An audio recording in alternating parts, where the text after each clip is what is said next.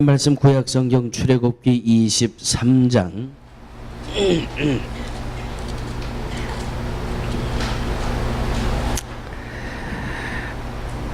출애굽기 23장 14절로 17절 제가 가진 책으로 구약성경 117페이지입니다.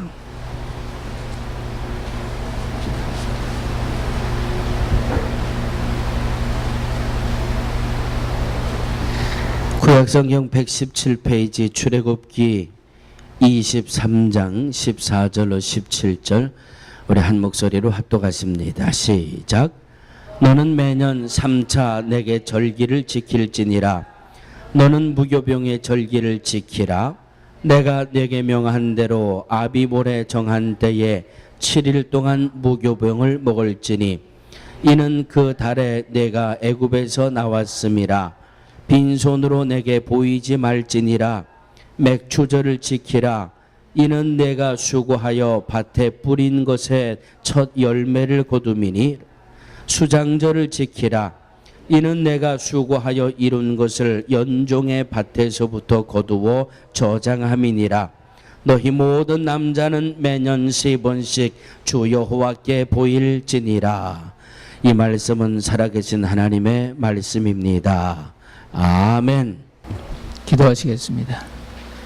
하나님, 맥주 감사절에 부족한 종을 세우셨사오니 아버지 하나님께서 붙들어 주시고 저의 부족함으로 인해서 하나님께 영광 돌리는 일이 없도록 아버지 하나님 능력의 두루마리로 입혀주시며 우리 성도들의 마음을 활짝 열어서 하나님의 귀한 말씀을 잘 받아들일 수 있는 귀한 옥토 되게 하여 주시옵소서. 감사드리며 예수님 이름으로 기도하옵나이다. 아멘.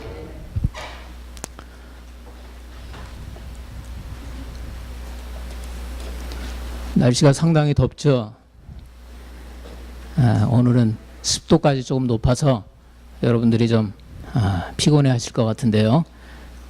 그래도 오늘 하나님의 귀한 말씀을 여러분들이 듣고 깨닫고 또 그대로 실천해서 귀한 복을 누리시길 바랍니다. 한국에 지금 다 해갈이 됐는지 모르겠는데요. 지난주까지만 하더라도 중부 지역에 비가 너무 안 와서 어떤 데는 심한 지역에서는 예년 강우량의 4분의 1밖에 안 왔대요. 그래서 TV에 보여주는 걸 봤더니 논이 그냥 쩍쩍 갈라져 있고 또 지금 막 수확해야 되는 밭작물 같은 것들이 굉장히 사이즈가 작아요. 그리고 수확량도 되게 많이 줄어들었고 하나님께서 적절할 때의 비와 또 바람과 여러 가지 기후 조건을 잘 내려주시지 않는다면 이런 밭작물이고 논작물이고 간에 우리에게는 귀한 열매들이 풍성하게 맺어질 수가 없습니다. 여러분들 벌써 이제 6월달까지 다 지나고 한 해의 전반기가 다 지나갔습니다. 7월 첫 주간인데요. 맥추절은 밭의 첫 작물, 논의 첫 작물 다 할 것 없이 땅에서 나는 첫 작물을 하나님께 드리는 그런 절기였습니다. 여러분들은 지난 상반기 동안에 어떤 열매를 맺으셨습니까? 다 올 초에 목표하고 계신 것들이 잘 이루어져 가고 있습니까? 반응이 없는 사람들이 한 80%, 반응이 있는 분들이 한 20%인데 잘 이루어져 가고 있다고 생각하는 분들도 있고 그렇지 않은 분들도 있고. 이스라엘에는 3대 절기가 있죠. 3대 절기. 여러분들 아시는 대로 한번 대답해 보시기 바랍니다. 첫 번째 절기가 무엇입니까? 유월절. 두 번째 절기는 맥추절. 세 번째 절기는 답이 안 나오네요. 세 번째 절기는 수장절. 수장절. 첫 번째 절기는 유월절. 두 번째 절기는 맥추절인데 만약에 농사와 관련이 없다면 뭐라고 얘기했겠습니까? 77절 아니면 오순절. 그 다음에 마지막 세 번째 절기 수장절이라고 제가 말씀드렸는데 농사와 관련이 없다면 뭐라고 부르죠? 초막절. 초막절. 그러니까 이스라엘의 3대 절기를 구원의 관점으로 봤을 때 부르는 말과 농사와 연결지어서 부르는 단어가 다르지요. 다시 한번 우리 공부를 해보도록 하겠습니다. 제 설교는 성경 공부 같으니까 여러분들 잘 귀담아 들으셔야 돼요. 첫 번째 뭐라 그랬어요? 유월절. 유월절은 뭐 한 절기를 지키는 거죠?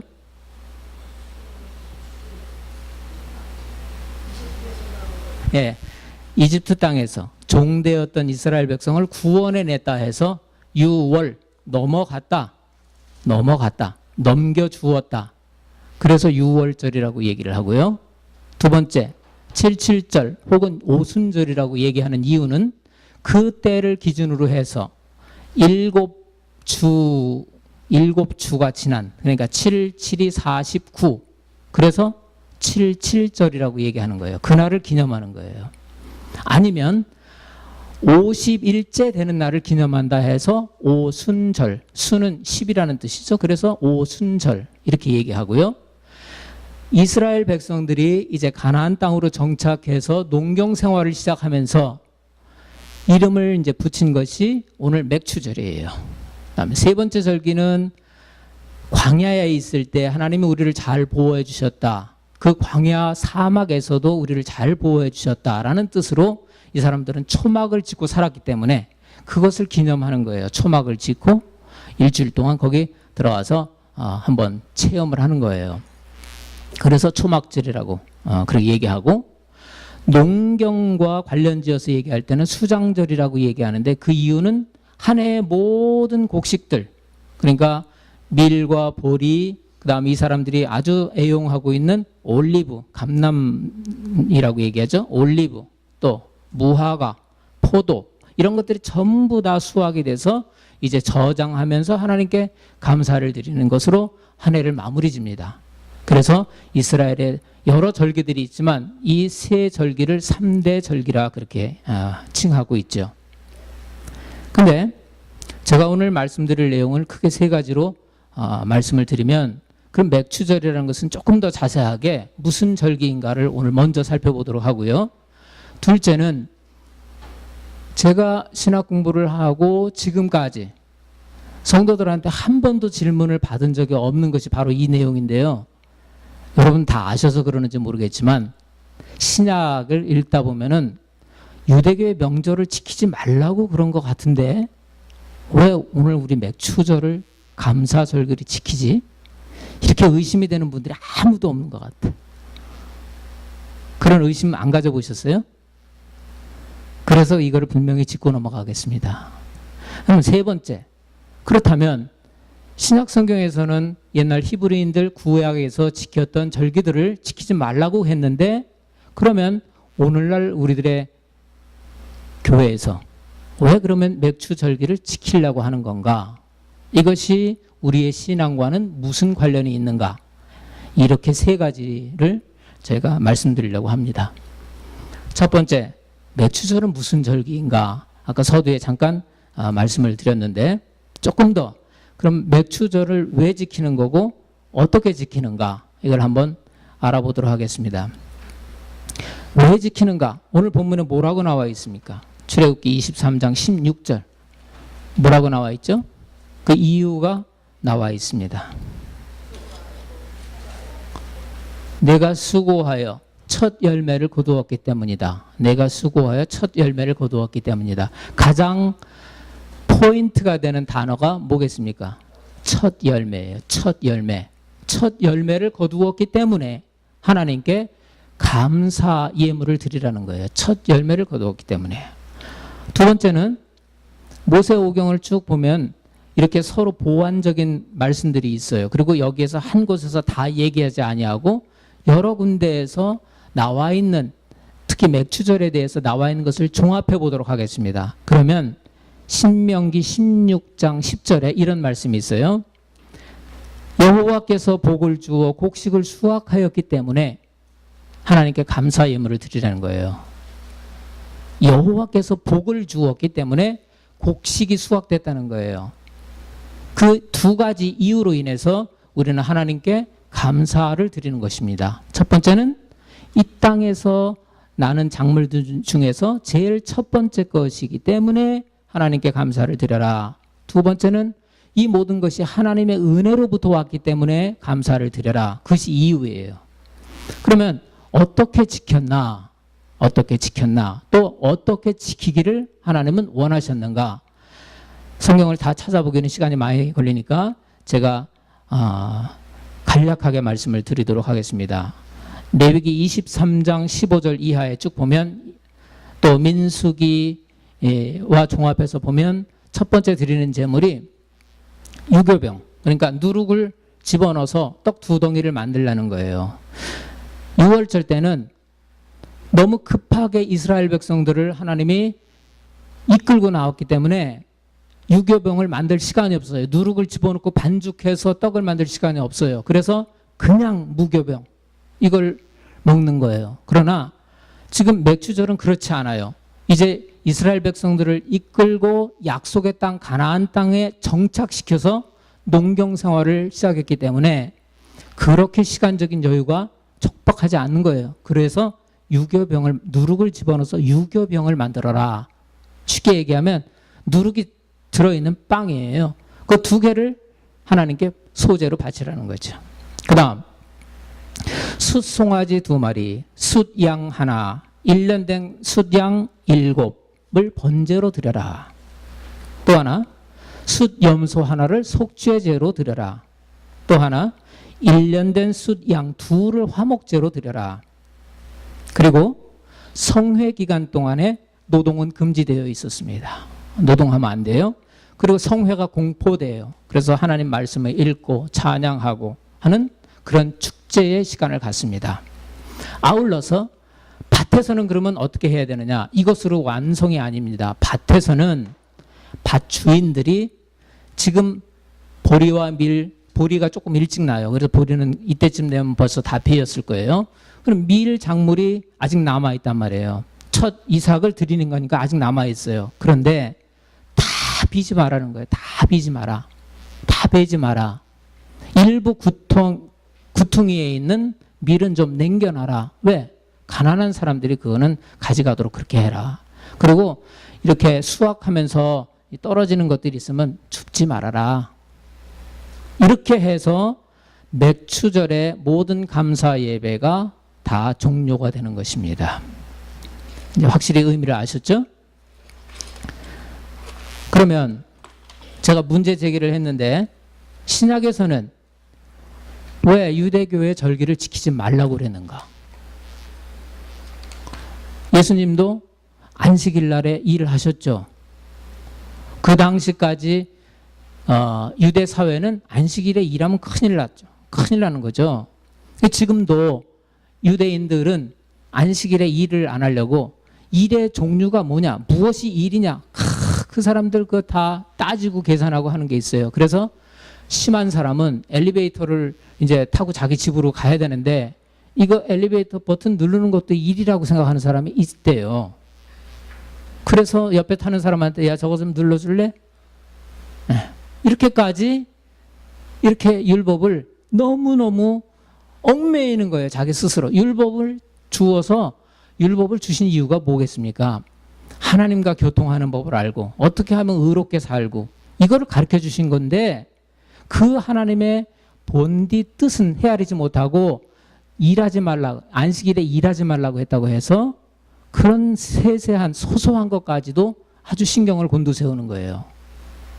근데 예수님은 재해석해 주셨죠. 안식일에 병자를 막 고쳐주셨단 말이에요. 유대인들은 난리가 났죠. 어떻게 일할 수가 있느냐? 병자를 고치는 것도 일이잖아요. 어떻게 일할 수가 있느냐? 그럴 때 예수님은 안식일의 주인은 나다. 안식일의 의미를 좀 제대로 깨달아라 하면서 사람 살리는 일을 일이라고 생각하지 않으신 거예요. 일이라고 생각하는 것은 나 자신의 어떤 영리를 위해서 하는 것이 일이에요. 그렇지 않은 것들은 일이 아니에요. 생명을 살리는 게 어떻게 일이 됩니까? 완전히 오해하고 있었죠. 그래서 이 율법을 주신 그 하나님의 뜻을 제대로 파악하기 위해서 예수님은 과감하게 율법을 자꾸만 폐지시키는 쪽으로 하고 예수님의 제자들이 이제 성경을 계속해서 기록할 때에 특히 바울을 통해서 아주 이스라엘의 절기 지키는 것을 굉장히 싫어했습니다.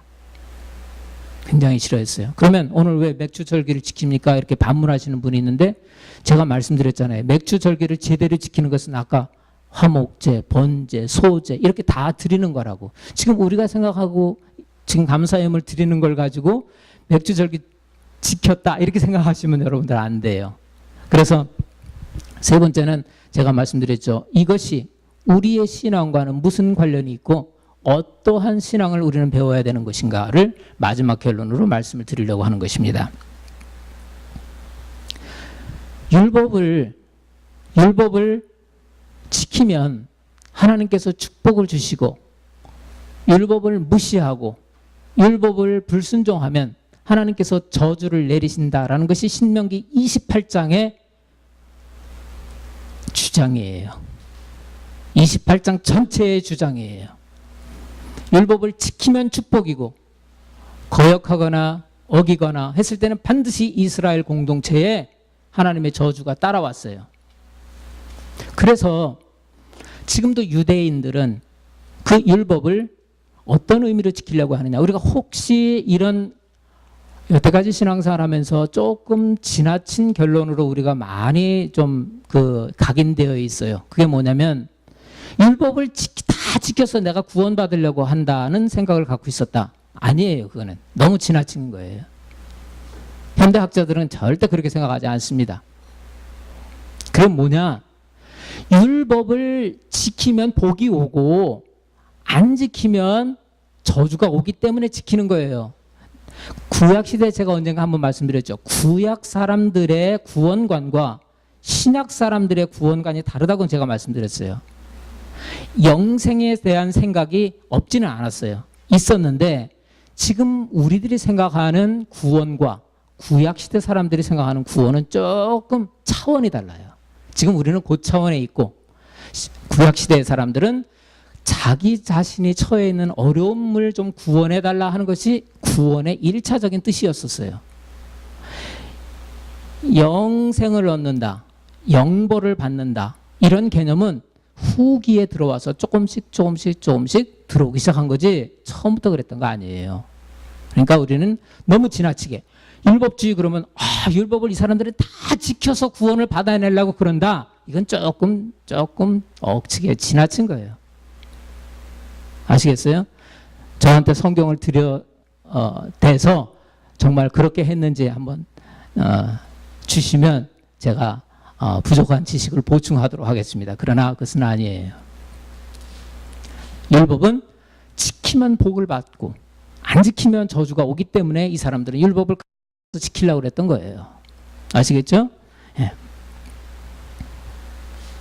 그런데 율법을 어떤 사람은 이걸 계산을 해보니까 613가지가 있다고 이렇게 다 찾아낸 사람도 있어요.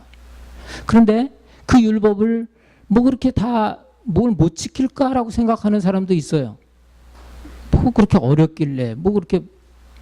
그래서 바울 같은 사람은 완전히 변화되기 전에 자신은 율법에 대해서 굉장히 의로운 사람인 줄 알고 뭐 율법 자기 별로 어긴 것이 없다고 생각할 정도로 어떤 사람들한테는 굉장히 그렇게 어려운 게 아니었어요. 구약에서 율법을 감사하게 여기고 하나님 말씀에 가깝게 하려고 했던 시편 기자들이 많이 있었어요. 율법을 항상 짐으로 생각하지는 않았다는 거예요. 그러면 율법에 대한 구약시대 사람들의 태도를 정확하게 여러분들 아시는 것입니다. 근데 문제는 이사야 1장 11절에서 지적하고 있어요. 우리 다 같이 찾아보겠습니다. 이사야 1장 11절. 제가 가지고 있는 성경으로 866면쯤에 있습니다. 866면.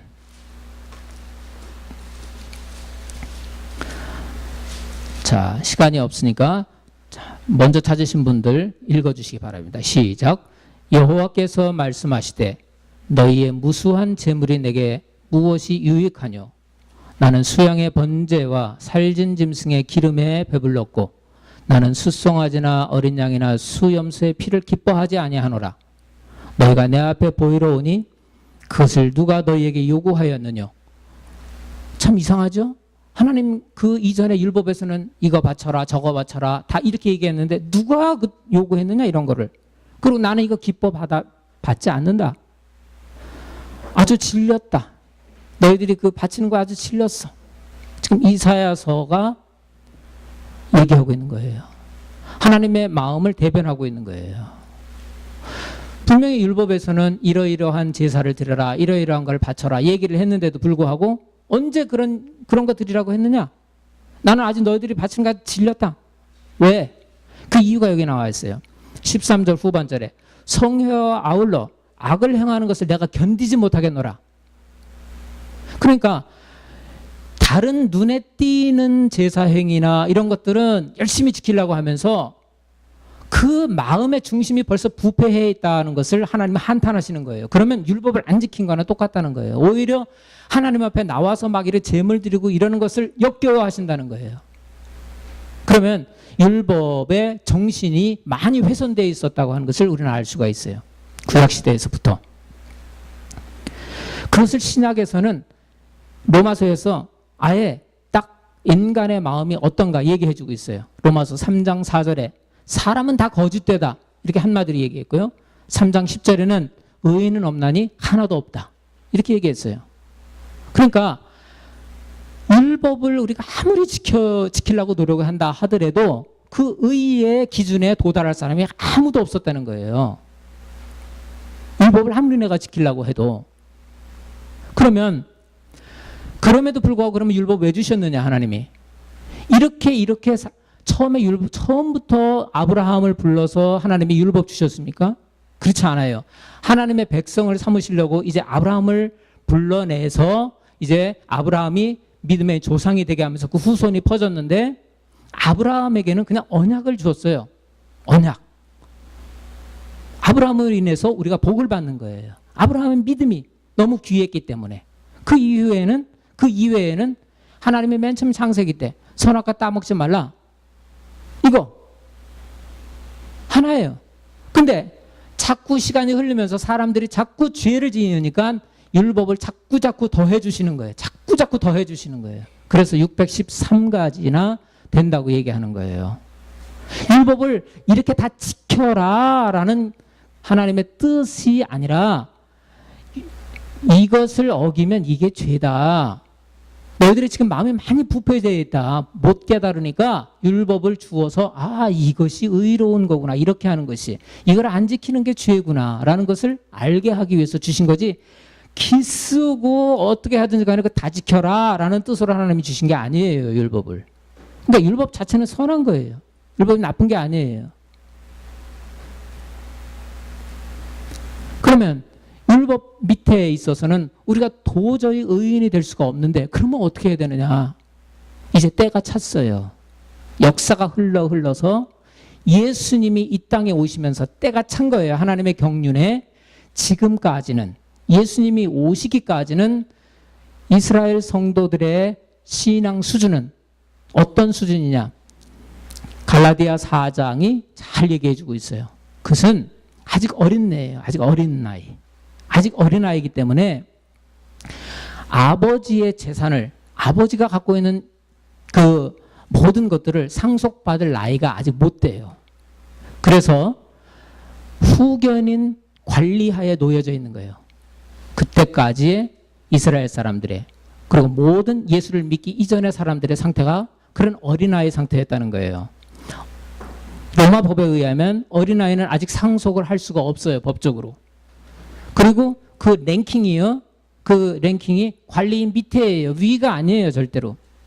그 관리인은 종이 될 수도 있고 자유인이 될 수도 있었대요. 그러나 많은 교육을 받아서 잘 리드를 할 수 있는 그런 사람이 관리인으로 붙은 거예요.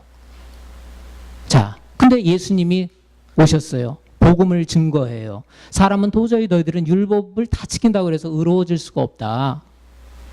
새로운 범하에서 새로운 어떤 질서하에 들어와야 된다라는 것을 말씀하시고 있는데 그것을 성경은 뭐라고 표현하고 있냐면 옛 언약에서 새 언약으로 바뀌었다, 대체되었다라고 표현하고 있어요.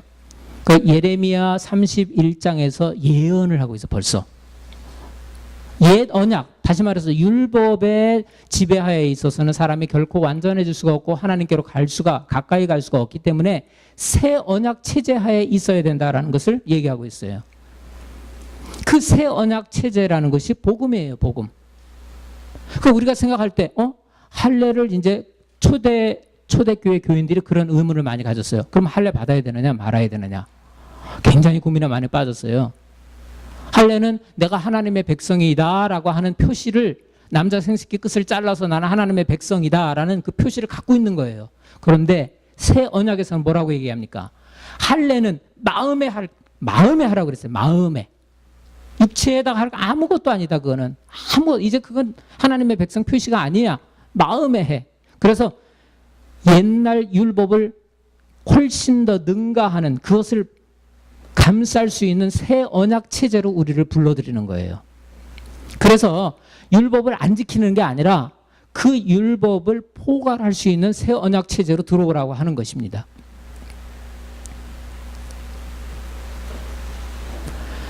그러면 율법의 체제 하에 있을 때 인간들은 다 율법을 어기기 때문에 저주 아래에 있었던 거예요. 예수님이 왜 십자가에 못 박히신 그 중요한 이유를 여러분 아십니까? 우리가 받아야 될 저주를 예수님이 대신 그 저주를 져주신 거예요. 그래야 일단 죄가 용서가 돼야죠. 우리 죄를 대신 담당할 누군가가 필요했는데 그분이 예수님이라는 거예요. 그래서 이스라엘 사람들이 아직도 예수를 구세주로 못 믿는 이유 가운데 큰 이유는 나무에 달린 자는 저주받은 자라고 성경에 기록되어 있는데 어떻게 저주받은 자가 구세주가 될 수 있느냐라는 이런 논리 속에 빠져 있어요. 이스라엘 사람들은. 그래서 예수를 구주로 못 믿어요. 그 이유 중에 하나예요, 그게. 그러나 신학적인 이유를 가만히 생각해 보면 그래야 되시는 거예요. 그래야 되는 거예요. 우리 죄가 사하려면 누군가가 내가 갖고 있는, 내가 당하고 있는 저주로부터 풀어줄 사람이 필요한데 그것이 예수님이 저주를 대신 담당하고 십자가에 못 박히신 사건이란 말이죠.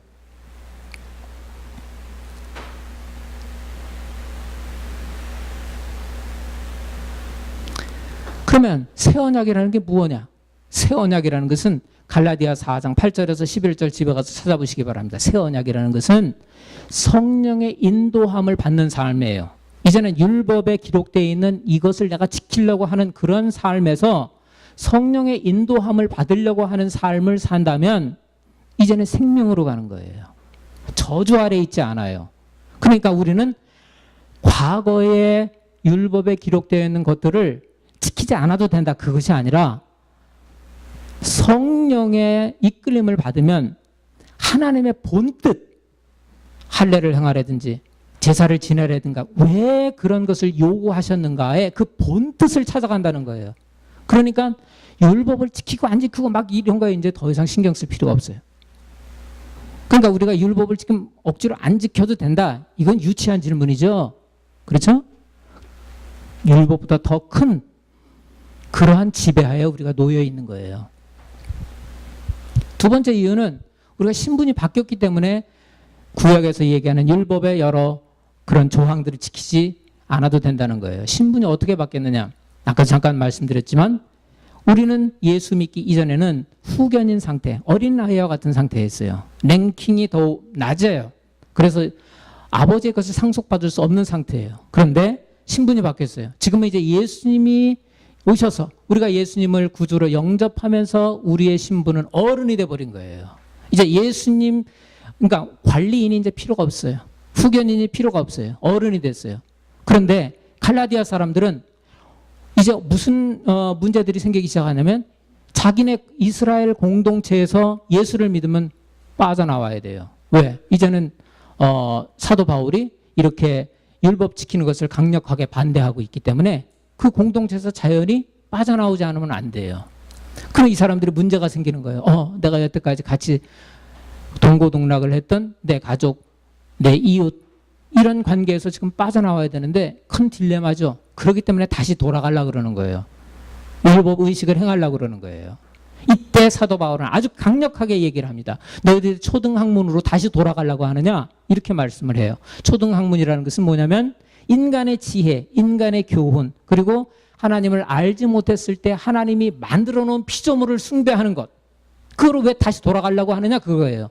율법을 지키려고 하는 것을 거기에다가 비유를 해버렸어요. 그거와 동격으로 만들었어요. 율법을 막 지켜서 내가 의롭게 되려고 하고 내가 축복 속에 있으려고 한다고 하는 그 생각 자체는 결국 가서는 내가 성령의 역사를 거부해버린다고 하는 거와 마찬가지이기 때문에 사도 바울은 강력하게 율법 지키는 것을 반대한 거예요. 율법 의식에, 율법 주의에 빠진 것을 그래서 사도 바울은 아주 큰 해악으로 생각을 했었던 것입니다. 그러면 오늘의 결론으로 돌아가서 그럼 맥추절이 나의 기독교 신앙과 무슨 관련이 있는가?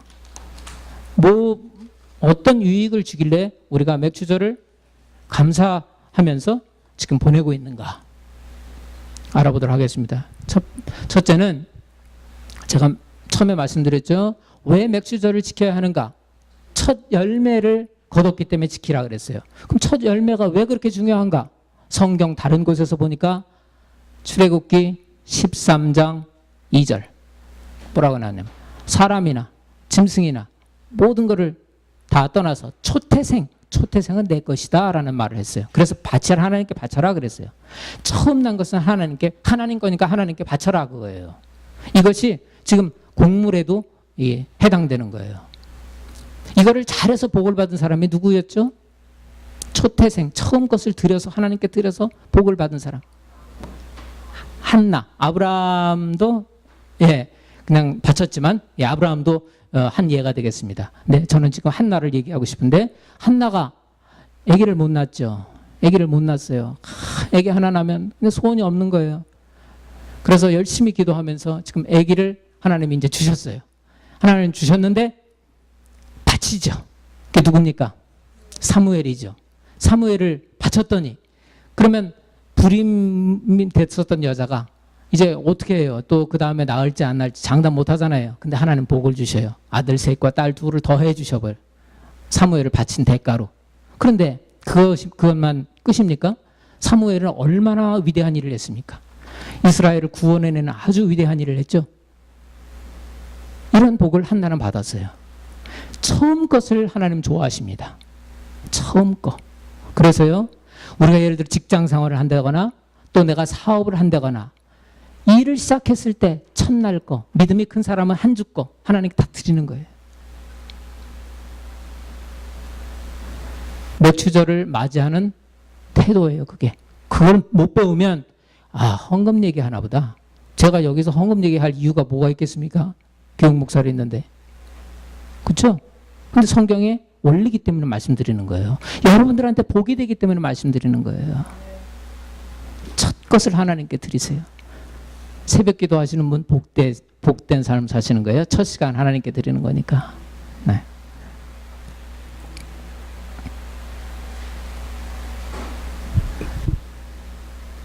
한 5분 정도 좀 더 할게요. 근데 갈라디아 교인들한테 바울이 막 책망하면서 왜 초등학문으로 돌아가려냐 이렇게 얘기할 때 그 초등학문 속에는 인간의 교훈, 인간의 교리, 인간이 만들어 놓은 거 이런 것에 지금 지배를 받고 싶은 거예요. 따라가고 싶은 거예요. 많은 사람들이 하나님을 그 배후에 하나님이 있다고 하는 걸 인정 안 하려고 그래요. 무신론자들은. 우리는 모든 배후에 내 생활의 모든 배후에 하나님이 있다라는 것을 생각하는 사람들이고 무신론자는 모든 배후에 우연, 내 노력, 내 재능이 있다고 생각하는 거예요. 세상 돌아가는 원리 이런 거로 생각하는 거예요. 그것을 전부 컨트롤하고 있는 분이 하나님인 것을 알지 못하고 그 바로 밑단계에 있는 것을 숭배하는 거예요. 이방 종교가 뭡니까? 사람들이 만들어 놓은 우상에다가 그게 신인 줄 알고 빌고 절하는 거 아닙니까? 석가나 공자나 다 위대한 사람들이지만 그 사람들을 신으로 생각하면 안 되죠. 피조물인데. 그러니까 이게 초등학문이라는 거예요. 과학자들 중에서요, 우주과학을 연구하는 이제 많은 이 과학자들이 옛날에는 우주가 어떻게 생겨났을까? 그 사람들이 얘기할 때 저절로라고 그랬어요. 저절로. 지금은 거의 대부분의 우주과학자들이 빅뱅이라고 얘기해요. 빅뱅. 많이 들어보셨죠? 빅뱅. 어느 한순간에 우주가 폭발해서 급속도로 팽창해서 이 우주가 됐다라는 것을 그냥 이론이 아니라 논리적으로 그 사람들은 설명을 하고 있어요. 과학이 발전하면서 생긴 결과예요. 옛날에 너무 편협한 기독교 신학자들이 빅뱅으로 하나님이 우주 창조한 거 아니다라고 해서 굉장히 아주 거부감을 나타냈는데 너무 편협한 생각이에요. 그것도.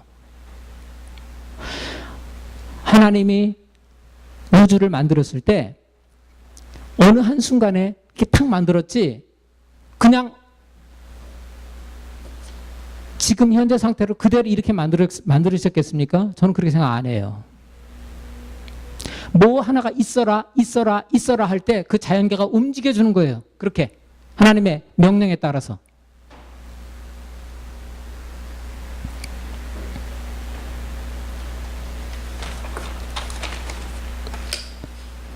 두 번째, 맥주절에서 우리가 배워야 될 것은 뭐냐? 가난한 자를 배려하라는 거예요. 가난한 자를 배려하라. 하나님은 고아와 과부에 대해서 특별히 많은 관심을 갖고 계세요. 왜? 약하기 때문에. 물질적으로 약하고 또 여러 가지 가족적으로도 약하고 다 약하니까 하나님은 많은 배려를 갖고 계신데 그 하나님의 마음과 합한 사람들, 다시 말해서 고아와 과부를 돌보는 사람들에 대해서 하나님이 약속해 주신 게 있는데요. 잠언서 19장 17절에 그분들에게 가난한 자를 불쌍히 여기는 것은 내게 꾸이는 것이다. 내가 그러니까 갚아주겠다 그거예요. 갚아주겠다. 이것이 결코 손해나는 일이 아니라는 거예요. 가난한 자를 돌봐준다는 것이. 근데 우리의 경제 질서는 어떻습니까? 우리의 경제 질서는 제로섬 사회예요. 제로섬 사회. 여러분들 많이 들어보셨을 거예요. 제로섬. 다 합하면 제로예요. 제로. 쉽게 얘기하면 어떤 사람이 돈을 많이 벌었죠. 주식을 투자해서 많이 벌었어요. 그러면 상대적으로 주식에 망한 사람이 있는 거예요. 망한 사람이 있는 거예요. 대부분의 사람들이 80% 이상이 주식 투자하다가 대부분 손해본대요. 이득 보는 사람은 20%. 20%가 다 가져가고 80%는 쪽박 차는 거예요. 제로섬 사회. 그런데 이거를 자꾸 관장하는 사람들이 누구냐? 월스트리트에 있는 사람들이 대표적인 사람들이에요. 금융가에 있는 사람들은 아주 복잡하게 서류를 꾸미고 자기네들은 결코 손해를 안 보게끔 깨알 같은 글씨를 써놓고 사인하라 그래요. 손해 나면 자기네들은 손해 안 봐요. 투자자들만 손해 보게 돼 있어요. 거기에 엄청난 돈을 줍니다. 그 사람들한테 몇십만 불씩 샐러리를 줘요. 그 돈을 어디서 나와요? 그 돈이. 많은 젊은 사람들이 그래서 월스트리트 못 가가지고 안달이에요. 몇 년 전만 하더라도. 제가 아는 사람도 토목공학에서 아주 잘 나가는 사람 한 사람이 있었는데 연봉이 한 10만 불. 대학 졸업하자마자 10만 불 정도 되는데 팽개치고 지금 MBA 공부해가지고 거기로 들어가겠다고 지금 공부하고 앉았어요. 국가적으로 볼 때 결코 도움이 되지 않은 것입니다. 이 사람들은 파이를 더 크게 만들어야 더 먹을 것이 더 많이 있다라고 얘기하지만 그런 순기능이 있기는 해요. 없는 것은 아니에요. 그러나 역기능이 훨씬 많은 것입니다. 이게 사회예요. 그런데 하나님이 요구하시는 것은 제로섬 사회가 아니라 윈윈 사회를 요구하시는 거예요. 너도 잘 되고 결과적으로 나도 좋고 하는 것을 요구하시는 거예요. 하나님이. 자, 쉽게 생각해 봅시다.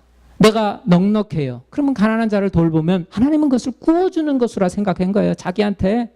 그래서 하나님이 갚아주신단 말이에요. 그러면 나는 남을 배려해서 좋고 기분이 좋아지고 또 자기의 뭐라고 그럴까요? 주변 사람들이 자기를 높여주고 그래서 자꾸 올라가잖아요.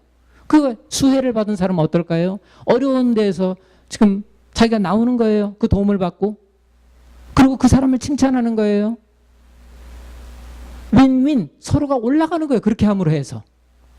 하늘의 복을 갖고 계신 분이 그 복을 쏟아주면 제로섬이 아니에요. 플러스 마이너스 제로가 아니란 말이에요. 온 사회가 성장되는 거예요.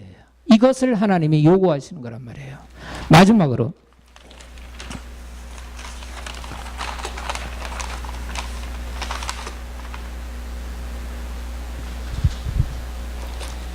맥주절에서 제일 중요한 것이 뭐냐? 우리 제일 중요하게 배워야 될 것은 이것입니다. 처음에 이스라엘의 3대 절기 중에서 첫 번째 6월절은 사람이 종되었던 것을 하나님 못 보시는 거예요. 자기 백성이 누구의 종이 되어 있는 것을 못 보시는 거예요. 400여 년 동안 애굽에서 종로로 탄 이스라엘 백성들, 자기 백성들을 끌어낸 이유가 종노릇에서 해방시키기 위해서 끌어내시는 거예요. 그게 예수님과 무슨 상관이 있느냐? 예수님을 가르쳐 무슨 절 어린 양의 6월절 어린 양. 6월절 때 양 한 마리를 잡아서 그 피를 흘려서 문설주에다 바르고 지방에다 바르고 해서 죽음의 사자가 그 집은 다 넘어가고 애굽 집만 치는 거잖아요. 그렇죠? 그 표시를 가지고 있었어야 돼. 이스라엘 사람들은 양을 잡아서 피를 문설주에 바르고 문지방에 바르고 해서 죽음의 사자가 들어오지 못하도록 하나님이 지켜주시는 것. 그 역할을 하시는 분이 예수님이라는 거예요. 모든 성경이 예수님에 대해서 얘기하고 있는데 그럼 맥추절은 뭐냐?